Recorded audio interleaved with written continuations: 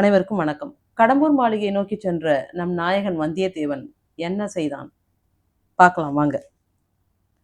கடம்பூர் மாளிகை. இத்தனை நேரம் இளைப்பாறி இருந்த வல்லவரையனுடைய குதிரை இப்போது நல்ல சுறுசுறுப்பை பெற்றிருந்தது. ஒரு நாழிகை நேரத்தில் கடம்பூர் சம்புரையர் மாளிகை வாசலை அடைந்து விட்டது. அந்த காலத்து சோழ நாட்டு பெருங்குடி தலைவர்களில் செங்கன்னர் சம்புரையர் ஒருவர். அவருடைய மாளிகையின் வாசல் ஒரு பெரிய நகரத்தின் கோட்டை வாசலை போல இருந்தது.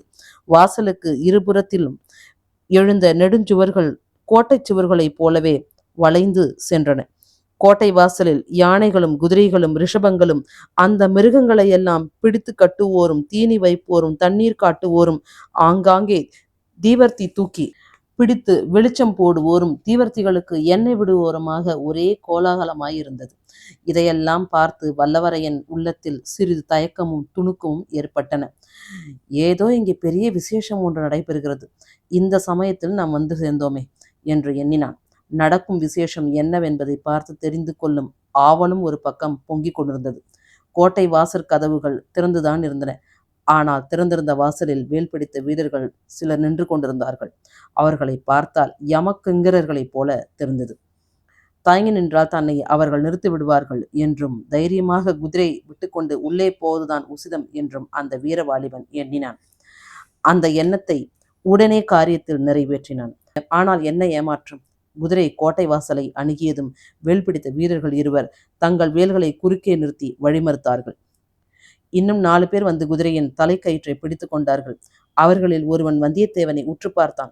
இன்னொருவன் தீவர்த்தி கொண்டு வந்து உயர தூக்கி முகத்துக்கு மேலே பிடித்தான். வல்லவரையின் முகத்தில் கோபம் கொதிக்க, இதுதான் உங்கள் ஊர் வழக்கமா? வந்த விருந்தாளிகளை வாசலிலேயே தடுத்து நிறுத்துவது என்றான். நீ யார் தம்பி, இவ்வளவு துடுக்காக பேசுகிறாய்? எந்த ஊர் என்றான் வாசற்காவலன். என் ஊரும் பேருமா கேட்கிறாய்? வானகப்பாடி நாட்டு திருவல்லம் என் ஊர். என்னுடைய குலத்து முன்னோர்களின் பெயர்களை ஒரு காலத்தில் உங்கள் நாட்டு வீரர்கள் தங்கள் மார்பில் எழுதி கொண்டு பெருமையடைந்தார்கள். என் பெயர் வல்லவரையன் வந்தியத்தேவன், தெரிந்ததா என்றான்.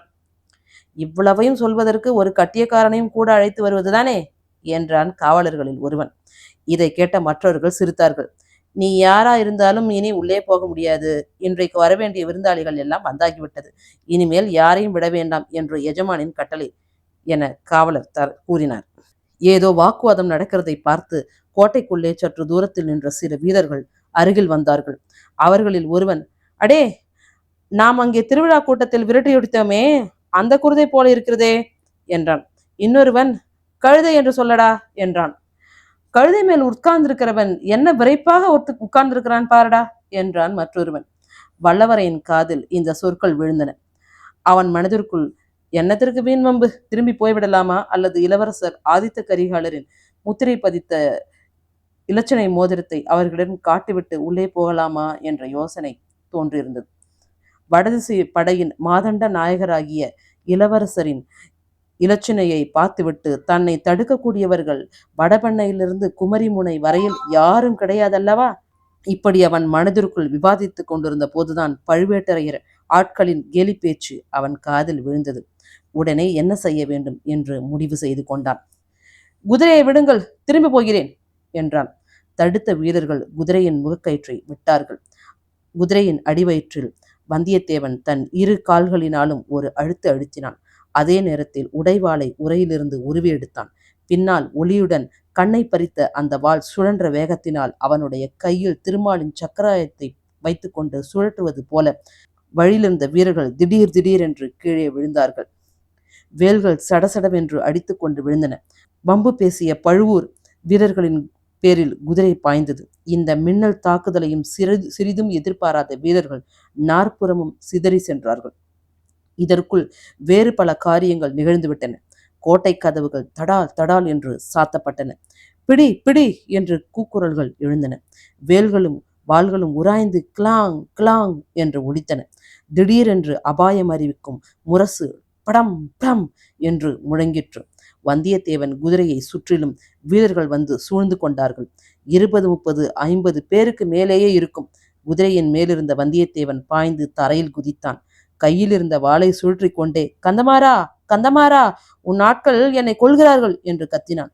இதை கேட்டதும் அவனை சூழ்ந்திருந்த வீரர்கள் திடுக்கிட்டு சிறிது தயங்கி விலகி நின்றார்கள்.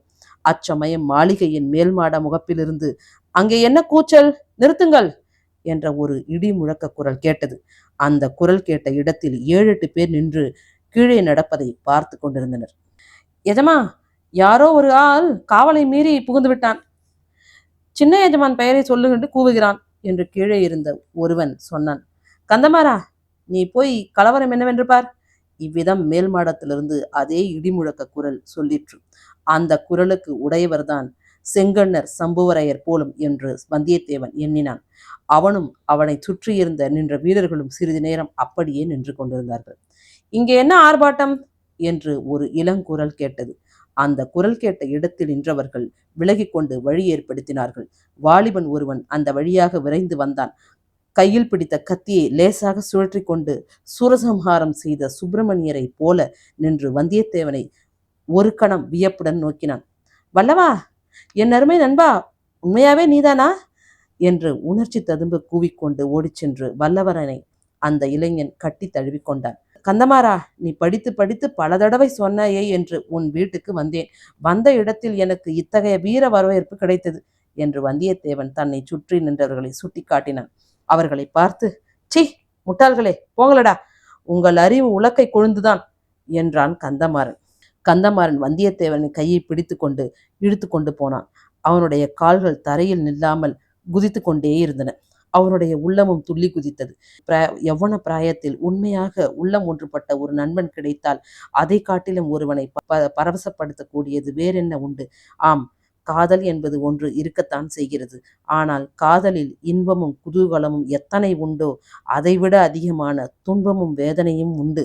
யவ்வனத்து சிநேக குதூகலத்திலோ துன்பத்தின் நிழல் கூட விழுவதில்லை. ஒரே ஆனந்தமயமான இதய பரவசம்தான். போகிற போக்கில் வல்லவரையன், "கந்தமாறா, இன்னைக்கு என்ன இங்கே ஏக தடபுடலா இருக்கிறது? இவ்வளவு கட்டுக்காவல் எல்லாம் எதற்காக?" என்றான்.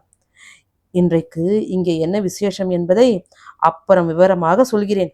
நீயும் நானும் பெண்ணையாற்றங்கரை பாசறையில் தங்கியிருந்த போது பழுவேட்டரையரை பார்க்க வேண்டும், மழுவரையரை பார்க்க வேண்டும், அவரை பார்க்க வேண்டும், இவரை பார்க்க வேண்டும் என்று சொல்வாயே, அந்த அவர், இவர், சுவர் எல்லோரையும் இன்று இங்கேயே நீ பார்த்து விடலாம்" என்றான் கந்தமாறன். பிறகு விருந்தாளிகள் அமர்ந்திருந்த மாளிகை மேல் மாடத்துக்கு வல்லவரையனை கந்தமாறன் அழைத்துச் சென்றான். முதலில் தன் தந்தையாகிய சம்புவரையரிடம் கொண்டு போய் நிறுத்தி, "அப்பா, என் தோழன் வானர் குலத்து வந்தியத்தேவனை பற்றி அடிக்கடி தங்களிடம் சொல்லிக் கொண்டிருப்பேனே, அவன் இவன்தான்" என்றான். வந்தியத்தேவன் பெரியவரை கும்பிட்டு வணங்கினான். வரையர் அவ்வளவாக மகிழ்ச்சி அடைந்ததாக தோன்றவில்லை. "அப்படியா? கீழே அரண்மனை வாசலில் அவ்வளவு கலவரம் செய்தவன் இவன்தானா?" என்று கேட்டார். "கலவரத்திற்கு காரணம் என் தோழன் அல்ல, வாசல் காப்பதற்கு நாம் அமர்த்தியிருக்கும் மூடர்கள்" என்றான் கந்தமாறன்.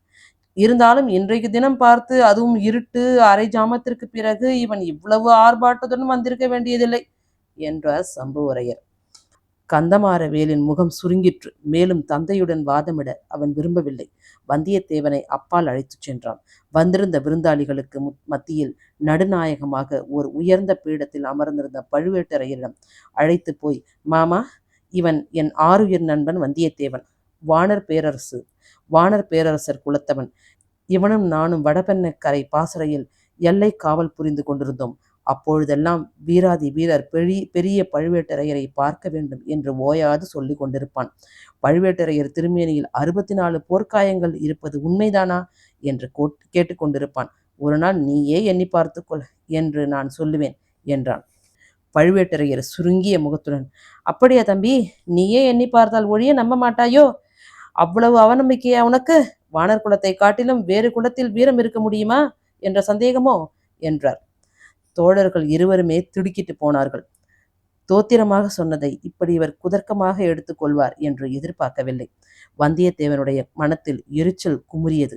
ஆயினும் வெளியில் காட்டிக் கொள்ளாமல், "ஐயா, பழுவேட்டரையர் குலத்தின் வீரப்புகழ் குமரி முனையிலிருந்து இமயம் வரையில் பரவியிருக்கிறது. அதை பற்றி சந்தேகிப்பதற்கு நான் யார்?" என்று பணியுடன் சொன்னான். "நல்ல மறுமொழி, கெட்டிக்கார பிள்ளை" என்றார் பழுவேட்டரையர். "இந்த மட்டில் பிழைத்தோம்" என்று வாலிபர்கள் இருவரும் அங்கிருந்து வெளியேறினார்கள். அப்போது சம்புவரையர் தனது மகனை அழைத்து காதோடு, "உன் தோழனுக்கு சீக்கிரம் உணவு அளித்து எங்கேயாவது ஒரு தனி இடத்தில் படுக்க சொல்லு. நீண்ட பிரயாணம் செய்து களைத்து போயிருக்கிறான்" என்றார். மாரவேல் கோபத்துடன் தலையை அசைத்துவிட்டு போனான். பிறகு மாறவேல் வந்தியத்தேவனை அந்தப்புரத்திற்கு அழைத்துச் சென்றான். அங்கே பெண்கள் பலர் இருந்தார்கள். மாறவேலின் அன்னைக்கு வந்தியத்தேவன் நமஸ்காரம் செய்தான்.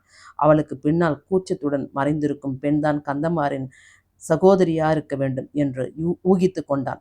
தங்கச்சியை பற்றி மாறவேல் பல தடவை சொன்னதில் ஏதேதோ கற்பனை செய்து கொண்டிருந்தான் வந்தியத்தேவன். இப்போது ஒருவாறு ஏமாற்றமே அடைந்தான். அந்த பெண்களின் கூட்டத்திலே பழுவேட்டரையருடன் பல்லக்கில் வந்த மாது யாராக இருக்கலாம் என்பதை அறிய வந்தியத்தேவனுடைய கண்கள் தேடி அலைந்தன. மேலும் கடம்பூர் சம்புவரையர் மாளிகையில் நடந்தது என்ன என்பதை அடுத்து வருகிற காணொளியில் பார்க்கலாம். நன்றி, வணக்கம்.